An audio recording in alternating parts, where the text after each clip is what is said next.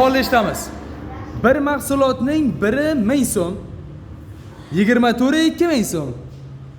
124 3000 so'm ekan. Bu qanday mahsulot? Qaytadan javobingni bitta eshitdik. Bu mahsulotning biri 1000 so'm bo'lyapti, shunda bir xona sonligi uchun 1000 so'm bo'lyapti. 24 ikki xona sonligi uchun 2000 so'm bo'lyapti. 124 uch xona sonligi uchun 3000 so'm. 3 xonali sonligi uchun. U qanday mahsulot? Yaqinlashding. Qanday mahsulot?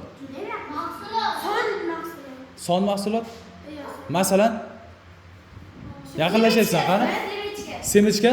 Semichka sonli bo'lmaydi. Xo'p. Hamma ko'rgan buni, hamma ko'rgan. Ot? Tortni raqamlari, malades. Tortning raqamlari qaranglar. Tortning raqamlari bittasi, ya'ni bir raqami 1000 so'm. 2 bilan 4 raqami 2000 so'm bo'ladi, to'ppa-to'g'ri. Xo'p, 1 2 3 4 raqamlari esa 3000 so'm bo'ladi. To'ppa-to'g'ri topdi Salohiddin. Malades.